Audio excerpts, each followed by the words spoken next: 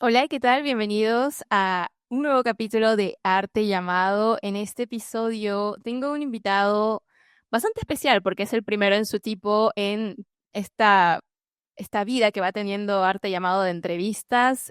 Javier Kraus es, Krause, luego me corriges por favor, argentino viviendo en Holanda, que es productor, escritor, director, todo en el marco de lo audiovisual. Y digo que es un invitado especial y único en toda la historia de entrevistas de arte llamado porque realmente no es, hasta ahora no, y es lo que lo comentaba él, no entrevisté a alguien que tenga un perfil tan marcado en la producción. Yo sé que él viene por ahí más de la realización audiovisual, y que la vida, los caminos de la vida, lo fueron llevando por, a lo- llevando por el camino de la producción. Entonces, pero es siempre interesante porque es un rol que puede ser pesado, pero es realmente clave en toda industria, creo, sobre todo en las industrias, en el sector cultural. Así que va a ser muy interesante conocer que nos pueda dar algunos insights. Él es actualmente fundador y CEO de CAF Films. Entonces vamos a ahondar un poco en su experiencia. También ha trabajado como funcionario argentino para el Inca, que, uy, olvidé lo que significaban las siglas, luego me lo vas a tirar el dato ahí. Pero también, o sea, tiene un recorrido en la producción, chiques, que realmente vamos a ver. Yo que tengo que dejarlo hablar, porque incluso yo, en términos de producción, para mí este episodio va a ser mucho de conocer, de tener insights, de descubrir, y voy a estar como al mismo tiempo que ustedes aprendiendo en live, así que va a ser muy nutritivo para mí y para ustedes, así que muchas gracias, Javier, por haber aceptado el llamado y te dejo presentarte todo lo que tú quieras. Bueno, muchas gracias por la invitación también, Diana. INCA significa Instituto Nacional de Cine y Artes Audiovisuales. Eh, y ahora en este momento K-Films fue una distribuidora y agencia de venta internacional que funcionó casi 10 años, digamos, de corrido, con Patrick Forray, que era mi socio en ese momento. Y ahora estoy con una nueva empresa que se llama CAF Suisse, que es como una derivación más individual que nació en el 2020, dedicada a la producción. En ese momento vivía en Suiza, vivía en Lausanne, y nació por la necesidad de producir una película que se llama La Minuta con Italia, y bueno, después derivó en otros proyectos y cosas que vino después, pero quería aclarar eso por las dudas de no confundir CAF Films con CAF Suisse, porque son dos empresas diferentes, y también por respeto a Patrick, a mi socio, aclarar eso, esa sutil diferencia entre la producción y la distribución. Ok, bueno, muchas gracias por esta corrección, así lo tenemos mucho más claro. Un saludo al socio también. Am, entonces, háblanos sobre este rol que tienes como fundador y CEO, o sea, realmente háblanos sobre tu workflow, o sea, sobre todo en el marco de tener que adquirir títulos, de la creación de alianzas estratégicas en toda esta industria audiovisual. ¿Cómo llegas tú a este escenario, digamos? Sí, en realidad cómo terminé dedicándome en ese momento a la distribución, fue un camino medio natural, porque como vos mencionabas, yo trabajé muchos años en el Inca, que también fue un paso medio natural para mí, porque en ese momento yo empecé a trabajar en el Inca siendo estudiante de cine, o sea, había terminado el colegio, entré a estudiar realización cinematográfica al CERC, que ahora se llama ENER, que es la Escuela Nacional de Experimentación y Realización Cinematográfica de Argentina, una de las más prestigiosas, si no la más. Eh, yo entré en realización audiovisual, y en ese camino, bueno, trabajé para una edición del Festival de Mar del Plata en el 97. Después trabajé en la comisión de calificación del Inca, fui jefe de despacho de vicepresidencia mucho tiempo, fui director de espacio Inca y también trabajé en asuntos internacionales. Cuando llego a asuntos internacionales, eh, perdón, antes de ese proceso de asuntos internacionales, fui también programador de Espacios Inca. Espacio Inca es la cadena de exhibición del cine argentino, bueno, de la cual para mí fue una experiencia increíble. Empecé como programador, o sea, yo programaba qué se veía en los cines de la cadena del Inca, por supuesto, prioritariamente cine argentino, pero también había alguna que otra programación de cines que no llegaba habitualmente a la programación de multipantallas en Argentina, entonces por ahí estrenamos alguna película iberoamericana, alguna película europea, ciclos, etcétera. Y al poco tiempo me ofrecen ser el director del área y paso a dirigir el área, a incorporar más cines a la cadena, recuperar cines que habían sido cerrados en Argentina, a manejar cines en el exterior. Nosotros teníamos cines en algunos consulados, abrimos un cine en la Antártida, me tocó viajar a la Antártida en el 2005. eh, bueno, fue una experiencia espectacular. Y ahí ya tuve como este primer approach fuerte con lo que era la distribución a través de la exhibición, ¿no? De ese lado del mostrador, pero obviamente en contacto con los distribuidores todo el tiempo y demás.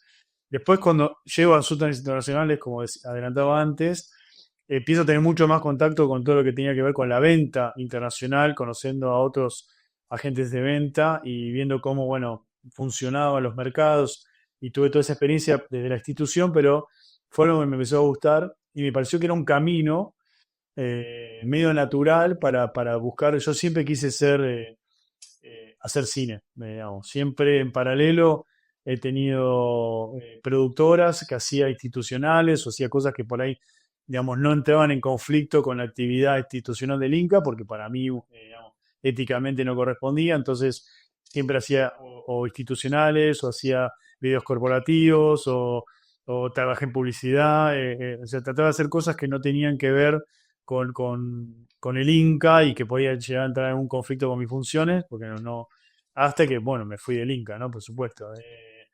Y bueno, llego un poco a la venta internacional medio azarosamente, antes con Americine, que fue como una etapa en la que casi me hago cargo de esa compañía, interinamente, y bueno, derivó que tuve la suerte que me apoyasen en este proyecto y lo compartimos con Patrick desde la Génesis y fue una gran experiencia, la verdad que hemos llegado a tener más de 100 títulos en representación, viajamos por todo el mundo, vendimos películas que realmente nos sentíamos orgullosos y aprendí mucho también de estar del otro lado, ¿no? De ver cómo es comercializar una película, porque la génesis de producción es muy complicada, lleva mucha energía, toda la parte creativa y toda la parte de armar la estructura del proyecto, y a veces uno llega un poco flaco a la hora de comercializarla, ¿no? Parece que es como una etapa que queda como en una tercera instancia y yo insisto siempre que hay que trabajarlo incluso al mismo tiempo que estás trabajando un guión. O sea, si vos no tenés claro cómo vas a comercializar esa obra, sea una serie, sea una película, después es muy difícil encontrar un lugar o una forma de hacerlo correctamente. Entonces, un poco de DK Films en esa época tratábamos de compartir esto. Yo ya lo había vivido como director de Espacio Inca, porque veía muchas veces a directores y a productores argentinos llegar agotados a esa instancia de, bueno, tomá la película, hacé lo que quieras. Y a mí me daba pena, porque decía, con todo el esfuerzo, con todo lo que conlleva llegar a este punto, ahora es cuando más tenés que poner de garra y más tenés que salir adelante a defender tu obra y a nada, que sea lo más conocido en el mundo y que te permita hacer otras, porque yo siempre insisto que en realidad lo importante acá también es que te dé una continuidad creativa y mucho más allá de lo laboral y bueno, obviamente la necesidad de sustento que tiene todo el mundo, pero lo importante es poder seguir. Entonces, si vos morís en el intento, es muy, muy difícil después levantarse de una ópera prima que no funciona o de una película que no funciona como productor o lo que sea, ¿no?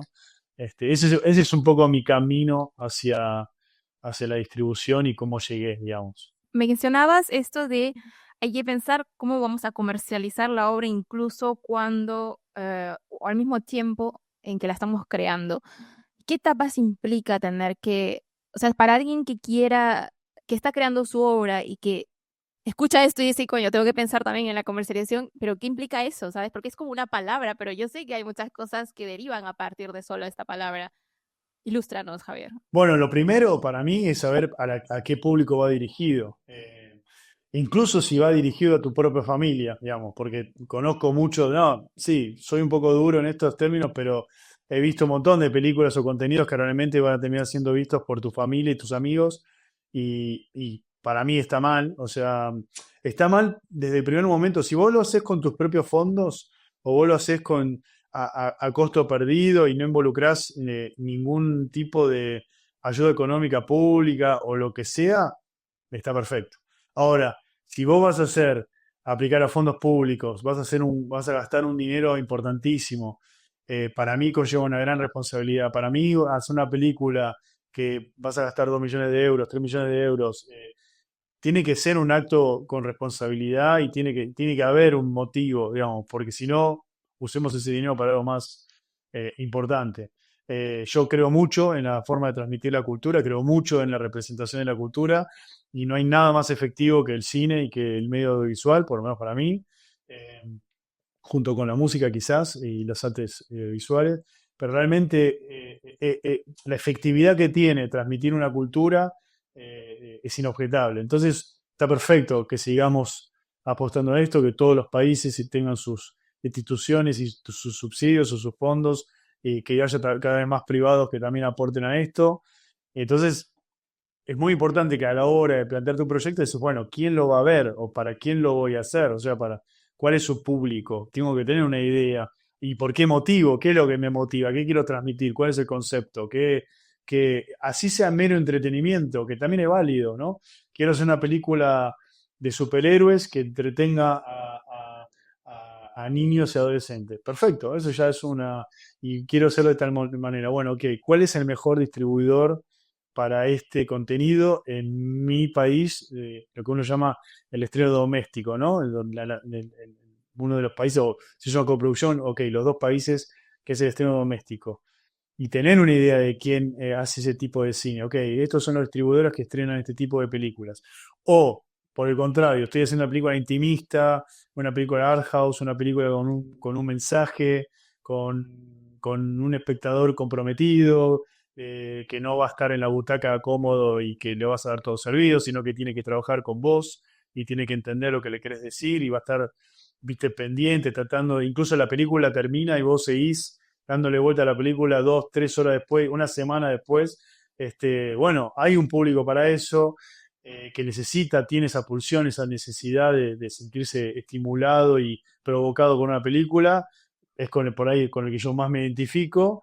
Y también hay un distribuidor para ese cine que sabe cuidarlo, que sabe que tiene que ir a determinadas salas, a determinadas zonas, con determinado público, que para comunicar el marketing no lo puede hacer de manera masiva, sino que tiene que ir por canales propios, puede ser un podcast, puede ser digamos, hay formas, a eso me refiero yo, que cuando uno plantea un proyecto tiene que saber a quién se lo vas a dirigir, porque si no, vas a ciegas, y ir a ciegas es un paso previo a colapsar o fracasar en el intento, y por eso para mí es tan importante cómo escribir o desarrollar el proyecto, sino tener claro desde el primer momento para quién va a ir dedicado o cuál es el público objetivo de lo que estás desarrollando.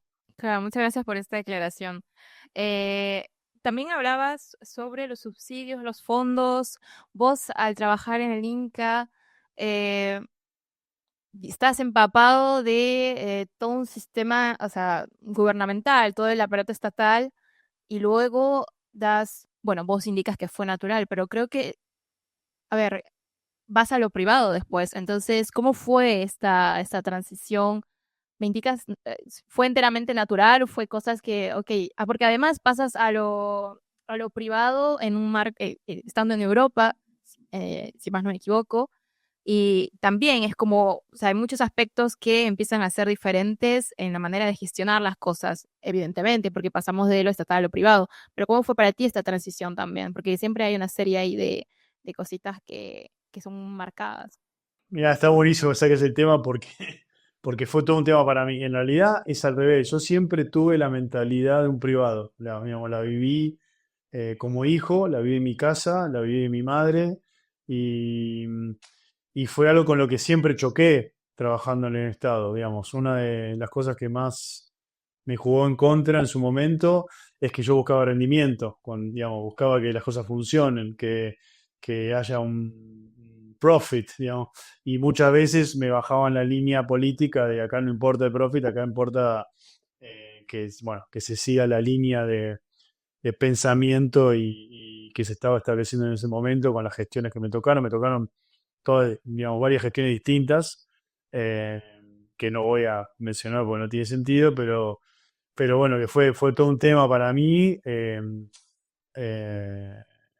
digamos, difícil, muy difícil, no te voy a mentir. De hecho, fue la razón por la que me terminé yendo de la institución, porque en un momento se me hizo insoportable. Digamos, para mí era muy importante hacer un trabajo bueno, rendir. Creo que en casi todas las posiciones en las que estuve traté de dar lo mejor de mí y por eso no me costó nada pasar a trabajar en el sector privado, porque yo ya tenía esa mentalidad y ya la había tenido previamente, incluso al mismo tiempo. Yo llegaba a tener 2 o 3 trabajos al mismo tiempo varias veces y, y empecé en lo privado en Argentina antes de mudarme a Europa. Y así que no, de hecho aprendés en Argentina siendo privado. Es una escuela durísima, porque todo el sistema es muy tirano, es muy perverso, y nada, si sobrevivís a eso, estás preparado para todo. De hecho, yo llego a Europa con esa experiencia previa y cuando ves cómo es armar una empresa, yo he armado una empresa en Suiza en exactamente 5 minutos y en Argentina me ha llevado semanas y costos de contadores y abogados y cada uno se quiere llevar una tajada de tu trabajo y tu esfuerzo. Las diferencias son alucinantes. Del vamos te matan con los impuestos, en Europa te dejan un tiempo en el que vos podés salir adelante y te ayudan y te devuelven y te motivan a seguir, a crecer. O sea, después uno se queja o compara. Yo sé que las comparaciones son muy odiosas y no quiero hacer ese ejercicio, pero sí me gusta recalcar que hay notables diferencias a la hora de encarar vos algo como privado en un lugar versus el otro, y eso también hace que uno haga mucho más, digamos. Es como, digamos, la motivación es, por lo menos para nosotros que venimos con ese bagaje y con esa experiencia, para mí era una motivación pura, era una forma sí, de dar más todavía. Esto que decís de la mentalidad de un privado, eh, hace mucho creo que no lo escuchaba. Perú es un país neoliberal, entonces creo que yo también me forjé mucho con la mentalidad de un privado, digamos. Y aunque a veces me da muchas ganas de tener la experiencia de trabajar para un aparato estatal, ya sea del lugar que se me presente, pienso siempre hay una voz en mí que es como tú, que me recalca que no va a ir al mismo ritmo, que incluso tu propio proyecto y la energía que tú le puedes poner a tus proyectos o en un espacio privado, digamos. Eso también me pasa, me resuena mucho porque a veces en la escuela también aprendemos sobre el tema de las subvenciones para espacios como el Ópera de París, el Teatro Châtelet de París también. Y claro, o sea, está en constante déficit y viven para estar en déficit. Y a mí eso me explota la cabeza. Hay todo un tema, un prejuicio muy marcado entre lo privado y lo estatal. Y a veces se mencionaba que pasar de uno al otro es un salto ah, muy tosco, digamos, en el marco de lo privado y lo estatal en París, en Francia. Entonces, por eso tenía esta curiosidad en el caso tuyo de saber cómo había pasado. Pero bueno, si fue completamente todo lo opuesto, en realidad ya estabas con la espina de ir a por todo, digamos. Así que eso está genial. Sí, puedo aportar algo más sobre esto. Yo realmente no creo que, digamos, no quiero hablar en detrimento de la función pública, porque yo creo que la función pública y la vocación pública es hermosa. O sea, es increíble. A mí, eh, yo trabajaba hasta las 11 de la noche cuando estaba en la función pública y he dado todo de mí para rendir, para hacer que funcione cada peso del contribuyente. He recorrido todo el país, las 23 provincias de Argentina, tratando de abrir cines, tratando de hacer cosas por los demás a través de lo que me tocaba a mí. Eh, yo creo que no, creo que el problema es la política, no la función pública. La función pública tiene detrás tiene una vocación absolutamente, y me parece espectacular y riquísima. Lo que pasa es que Sí, en eso es como... la política la trastoca completamente, la desvirtúa, la prostituye. Ahí está el error, no está en la función pública per se. De hecho, a mí me encantaría el día de mañana volver a la función pública con una misión, con algo que diga, bueno, voy a hacer esto si me dejan hacerlo como yo quiero, ¿no? Que es ir, dar resultados, sin ningún tipo de prebendas ni nada necesario. Digamos, yo he visto gente enriquecerse muchísimo con la función pública y para mí eso es pornográfico. Debería estar prohibido. Digamos, está bien que uno perciba un sueldo porque definitivamente uno está trabajando y haciendo todo de sí, dando todo su tiempo físico, pero no podés salir más rico de la función pública de lo que entraste, digamos. Debería estar absolutamente prohibido y yo en eso fui completamente consecuente conmigo mismo y mi forma de pensar y por eso me fui también en muchas, digamos, es algo que no me gustaba ver, digamos. Sí, no, me imagino, ya escucharon si alguien por ahí quiere tener en Argentina en su equipo a Javier, pues ya saben las condiciones, los términos, hay algunas letras pequeñas, él lo va a decir después, en privado quizá. En un momento también mencionabas que en Suiza creaste una empresa en 5 minutos. Esta es la empresa CAFS Suisse, si no me equivoco, ¿sí? Y en el marco de la película La Minuta. Sí, nació básicamente por la minuta, pero bueno, después obviamente la pensé en generar una productora. Yo en ese momento también estaba trabajando con Largo AI, fui el Business Developer Manager por casi 4 años y además un poco ya había empezado a trabajar antes, ayudando a Sami Arpa, que es el CEO, en desarrollar, bueno, ayudarlo con contenidos para Sofi TV, después también todo fue, digamos, el germen de Largo AI. Pero bueno, yo nunca había abandonado de hecho, cuando empecé a trabajaba al 50%, nunca abandoné mi vocación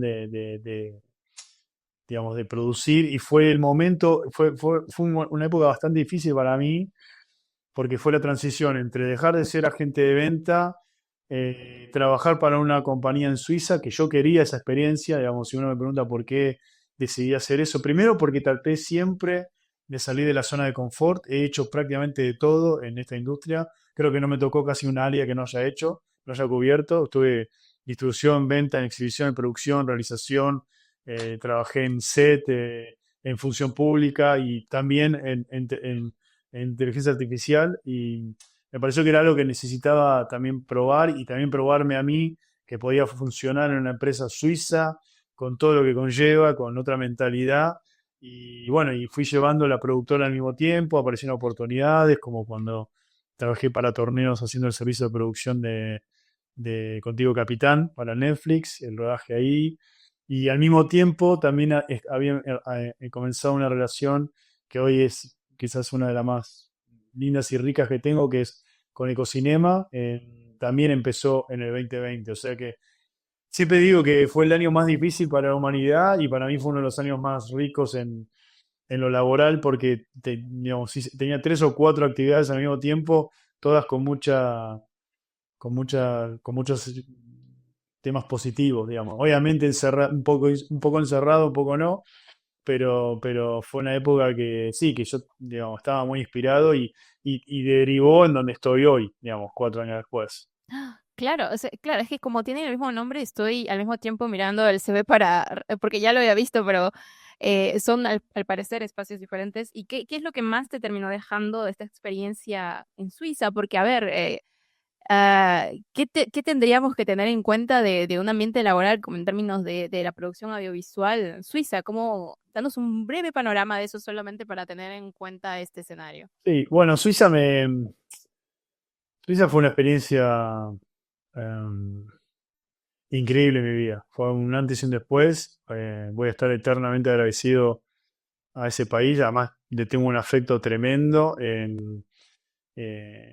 y no pensé que me iba a ir, digamos. La vida me llevó y bueno, una oportunidad muy importante para mi mujer en lo laboral y nosotros nos acompañamos en todo y eso también, eso no fue la excepción, así que acá estoy. Pero me costó dejar Suiza, porque me acuerdo que el primer comentario que recibía de mis amigos, ¿no? De mis colegas es, pero qué aburrido que decís. Yo decía, estoy agotado del caos, o sea, es algo que ya no tengo. Yo llegué con un poquito menos de 40 años y ya, digamos, para mí que todo funcione, que todo sea prolijo, que sea eficiente, que se respeten las normas, que las reglas están para cumplirlas, no lo podía creer. O sea, yo fui criado y educado para eso. Siempre le digo a mi madre que un poco, nunca había sido criado para vivir el caos que yo vivía en Argentina.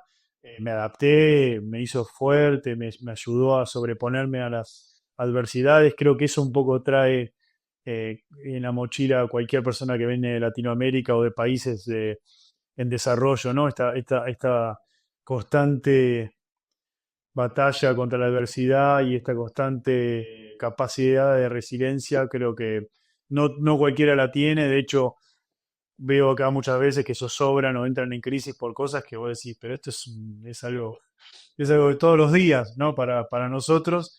Y bueno, lo que hice yo en Suiza fue básicamente disfrutar de eso, o sea, disfrutar, aprovecharlo, aprender, tratar de maximizar las oportunidades. No me fue nada fácil, en los primeros años se me cerraban todas las puertas y por eso siempre voy a estar muy agradecido a Largo que me dio la oportunidad. Y bueno, después, una vez que se te abren una, como digo yo, se empiezan a abrir varias, ¿no? Se empiezan a abrir, pero depende mucho de uno, depende mucho del empuje de uno, de no aflojar, de insistir, incluso en las crisis, porque no es que siempre estoy arriba, muchas veces he estado derrotado y bueno, te das el tiempo para estar derrotado, juntar fuerzas y volver a intentarlo. Me pasó lo mismo cuando llegué a Países Bajos, hace ya 2 años y medio y el mismo proceso que Suiza con otras variables. Eh, y bueno, nada, eso.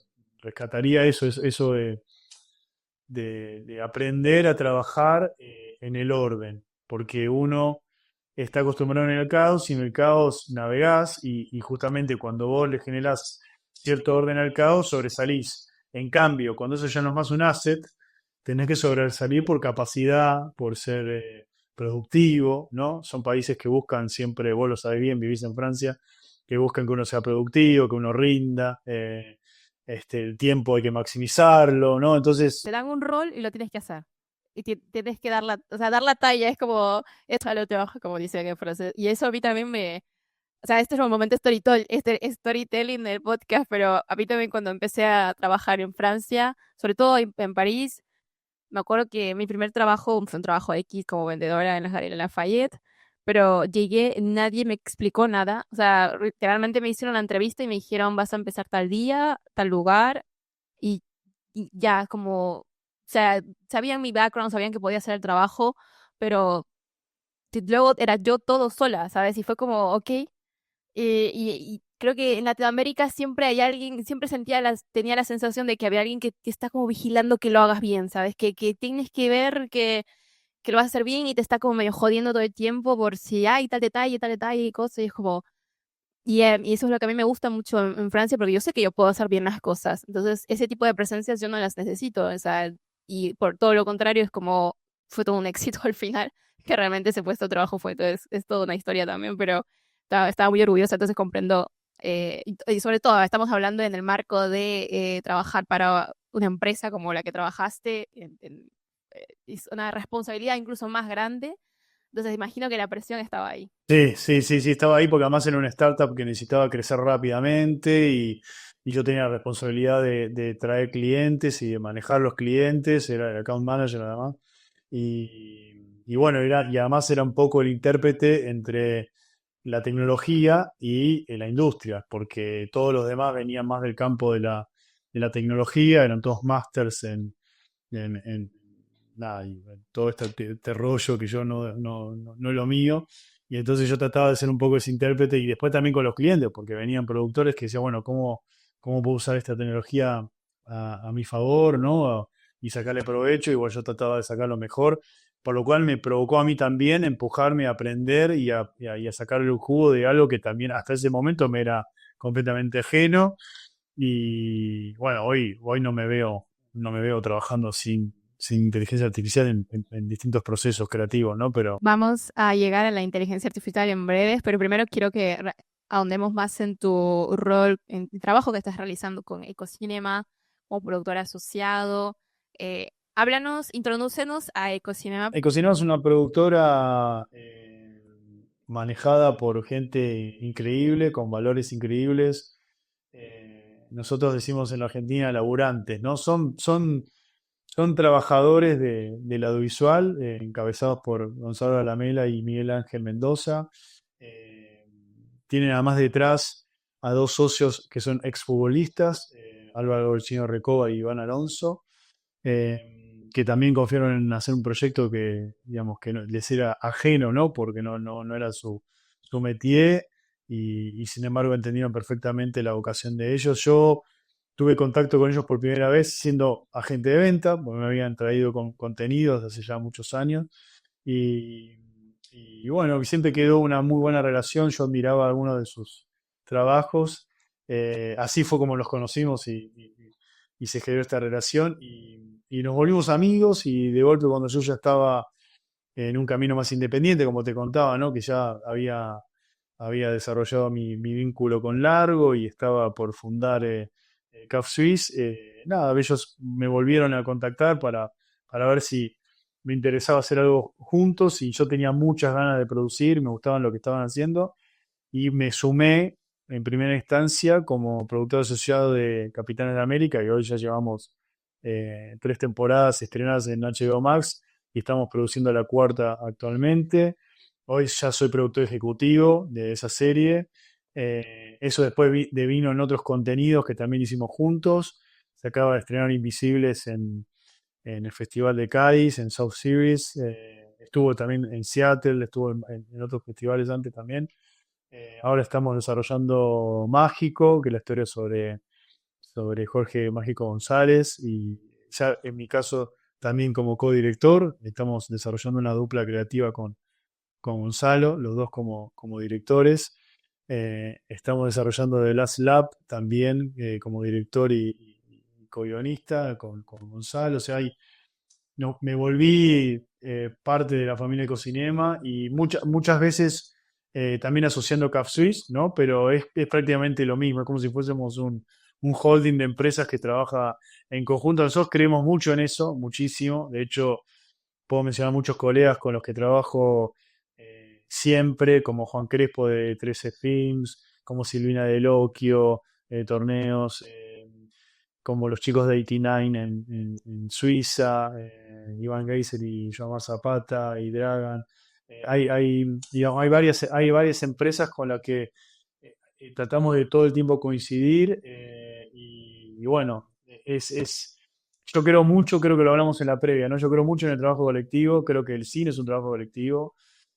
Una cosa que siempre detesté, suena un poco fuerte la palabra, pero creo que justa, es la mezquindad de la industria durante muchos años, sobre todo la generación, yo soy del 77, ¿no? Pero la generación un poco más grande de nosotros manejaba esta mezquindad de una manera bastante profunda, era como una especie de ostentación de poder, ¿no? Mis contactos, mi gente, yo sé cómo conseguir esto, cómo conseguir lo otro, y eso reinó durante muchos años, de hecho yo quizás medio lo padecí en mis 20 y en mis 30, y ahora que estoy llegando a ese lugar, ¿no? Estoy muy cerca de los 50, de convertirse en un senior, ¿no? Como le gusta llamarlo, realmente quiero abolir ese criterio de mezquindad asociado a la producción y a las empresas y a las productoras.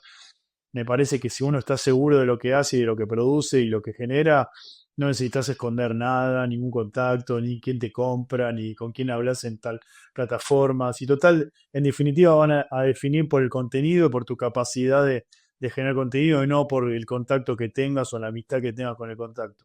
Eso creo que hay que de poco a poco eh, medio ir borrándolo del mapa. No te digo que no existe, porque todavía existe, pero no es algo que yo trato de construir para mí o para la gente con la que trabajo. Y es por eso que gracias a esa forma de ser tuve la posibilidad de trabajar con muchas empresas y hoy armar esta gran familia de productoras que cada una es independiente en lo formal, pero nos reunimos para generar contenidos colectivamente. Ay, genial.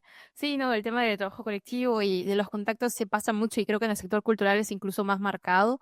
Creo que ya lo he dicho otras veces en las entrevistas, que mi necesidad de crear arte llamado parte de una forma, en un porcentaje también por el hecho de que yo no tenía tantas, no conocía tantas personas del sector cultural y me urgía mucho la curiosidad de saber cómo el quehacer artístico, el quehacer cultural, cómo estás logrando lo que estás logrando porque a veces yo lo encontraba como muy cerrado, a menos siempre lo he dicho, en Perú me costaba mucho entablar vínculo con los profesionales, sentía que tenía que demostrarles algo para que pudieran darme un mínimo de información que pudiese educarme al final, que no es que yo quisiera hacer algo más con eso, o sea, es entera curiosidad. Entonces Arte Llamado surge mucho de esto y es una oportunidad para mí de aprender, pero para otros de también decir, ah, mira, esta persona hace esto en tal país, es interesante, como de alguna forma también a los oyentes de la comunidad de arte llamado, pues le permite conocer a otros profesionales también y que esto no quede como, o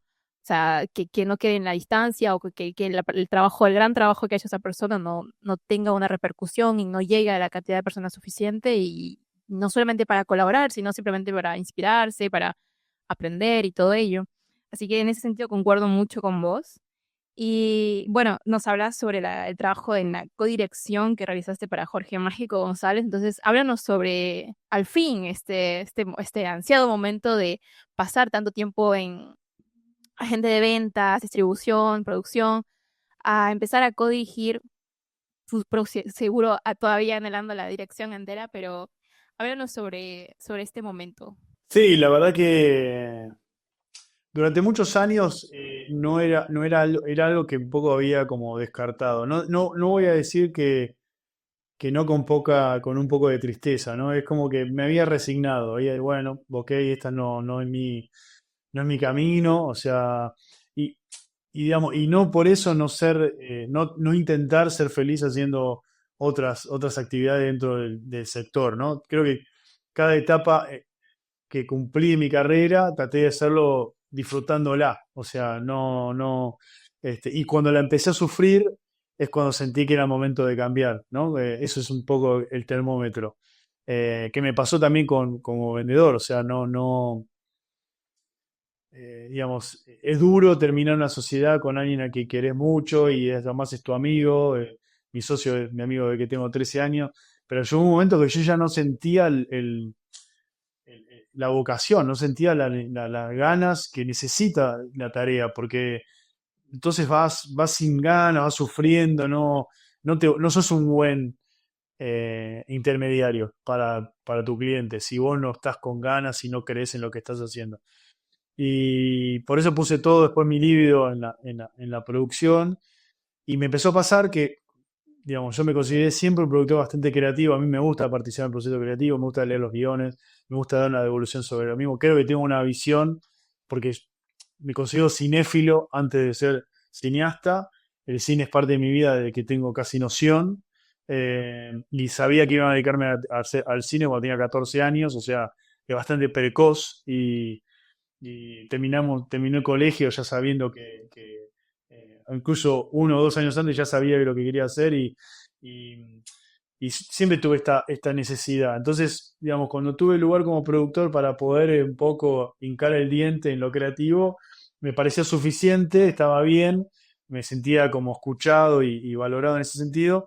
Y me empezó a pasar que empecé a generar yo el propio contenido, ¿no? Quiero hacer esta historia, quiero contar esto, quiero contar lo otro. Y te empieza a pasar que decís, bueno, se lo tengo que contar a alguien para que ese otro lo haga y tiene que interpretar tu visión. Entonces llega un momento que vos te decís, pero pará, si tengo que explicarle a alguien lo que yo quiero hacer, ya empieza a haber un teléfono descompuesto de mi visión y va a terminar quedando cualquier cosa, porque es la interpretación de algo que yo quiero contar y que ya sé cómo lo quiero contar. Y ahí es un poco cuando tuve esta necesidad realmente de empezar a dirigir y un poco digo de nuevo porque he dirigido en el pasado, he hecho cosas, entonces no quiero decir que es un debut porque no lo es, sería una falacia. Em, y tuve la suerte de tener un compañero, un amigo, porque ya a esta altura es familia, muy generoso como Gonzalo, de decirme, pero por supuesto hagámoslo. Y a mí me gustaba mucho esta idea de armar una dupla creativa. Creo mucho en las duplas creativas, creo que nos contemplamos, que cada uno tiene su fortaleza y su debilidad, y que justo coinciden, es como un rompecabezas.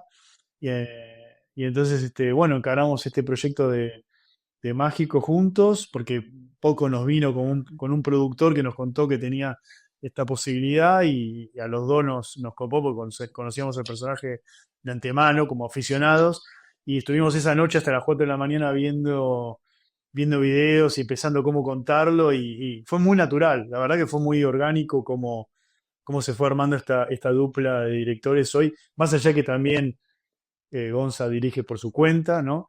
Y después yo ya estaba desarrollando este otro proyecto que se llama The Last Lap y dije, no, pero yo lo quiero hacer con Gonzalo, como que ya sentí que, digo, no, no lo quiero hacer solo, me gusta esta idea de...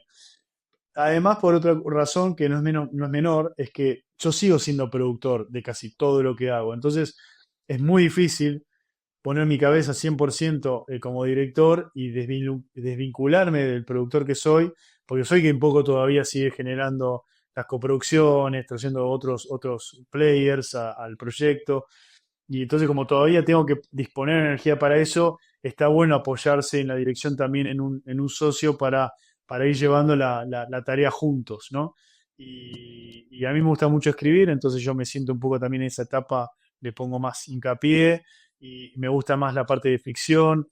Gonza me, me- me- me ayuda mucho más en toda la parte que tiene que ver con lo meramente documental, cómo contar esa parte, como todo lo que es fáctico, es muy bueno entrevistando. Entonces es como, realmente creo que nos complementamos. Y sí, como vos decías, tengo el anhelo en algún momento de decir, bueno, ok, en este me animo solo.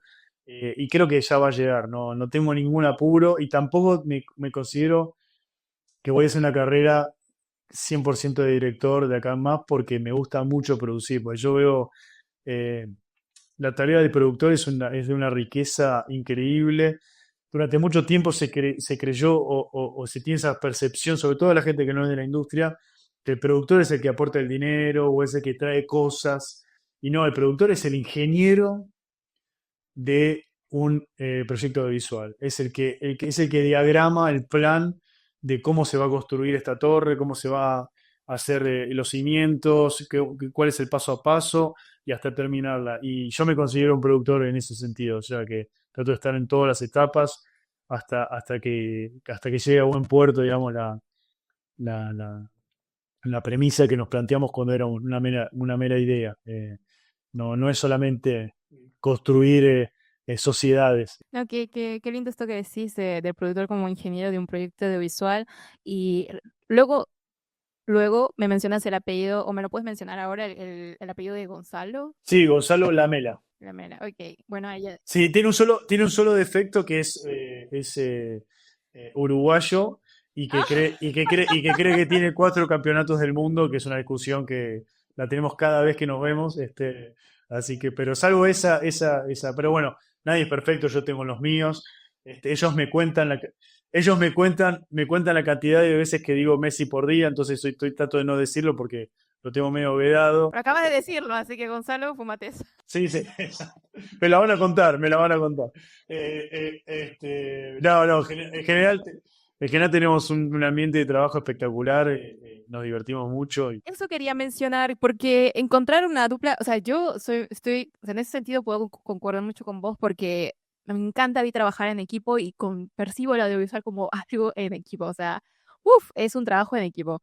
Y encontrar ese mate con el cual puedas co-crear y sacar una pieza, o sea, wow, realmente difícil, no sé si es difícil de encontrarlo, pero cuando te llega en la vida, te llega y en un buen momento de tu vida también. Yo sé que ya otra vez habías dirigido, pero bueno, todo este expertise que por los cuales los caminos de la vida y todo.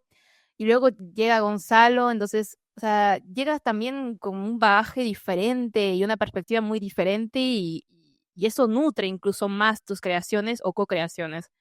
Y así que en ese sentido, yo tengo mucha envidia cuando la gente me dice, envidia sana igual, cuando la gente me dice, sí, encontré a esa persona para hacer este evento, crear este proyecto, y digo, wow, me encantaría en un momento encontrar esa persona con la cual puedo, porque me muero también por crear una pieza audiovisual, dirigir algo, codirigirlo, pero es cierto que en el audiovisual está bueno tener al menos una persona con la cual puedas flashear al mismo tiempo esta locura, ¿sabes? Es como... Así que yo digo, bueno, en un momento llegará, porque también vengo de un palo de haber estudiado cine y es algo que me llama mucho, entonces, pero enteramente sola hacerlo, creo que no es el buen momento, para, al menos para mí ahora, pero sí en un momento sí me encantaría encontrar a alguien, es como manifestando el universo. Así que qué lindo que hayas encontrado un mate ahí para co-crear. Sí, mira, en ese sentido siempre tuve suerte, digamos. Tengo digamos, la bendición de haber coincidido con gente que hasta el día de hoy todavía tenemos proyectos en común. Yo hice muchas cosas con Sebastián Perillo, que hoy ya tiene varias películas como productor y como director, porque también es un trabajo paralelo.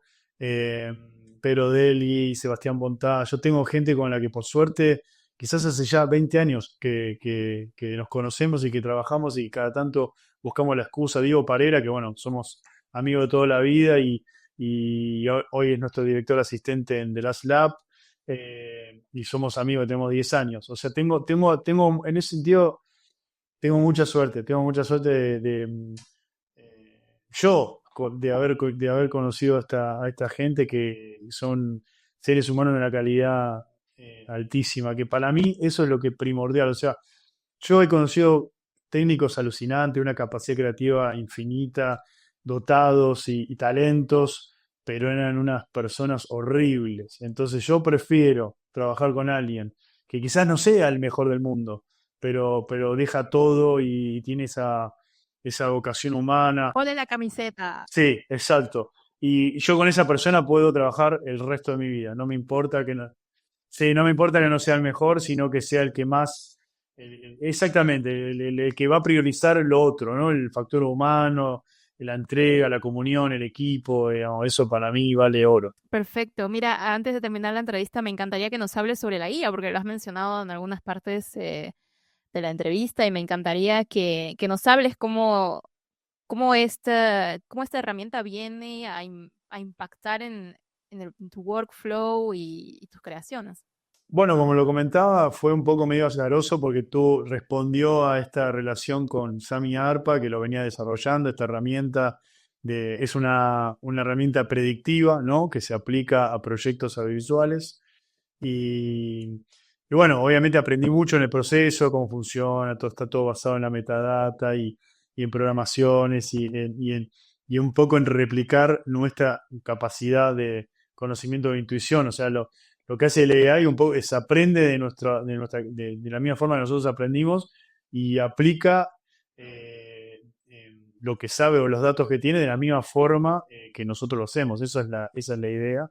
Pero lo que pasa es que lo hace con una capacidad infinita en segundos, cuando nosotros por ahí nos lleva meses hacer la misma tarea. Esa es la primera gran herramienta. Y después me fui volcando también más a la generativa, por curiosidad y justamente porque venía de esta experiencia. También aprendí de colegas como Julio Rojas, que es un experto, y entonces te motiva a escuchar a esa gente y ves cómo ellos también desarrollaron gran parte de su carrera usando estas herramientas. Y me considero que estoy en una etapa todavía de descubrimiento, ¿no? Porque y para mí no sustituye en ningún aspecto a nuestra capacidad.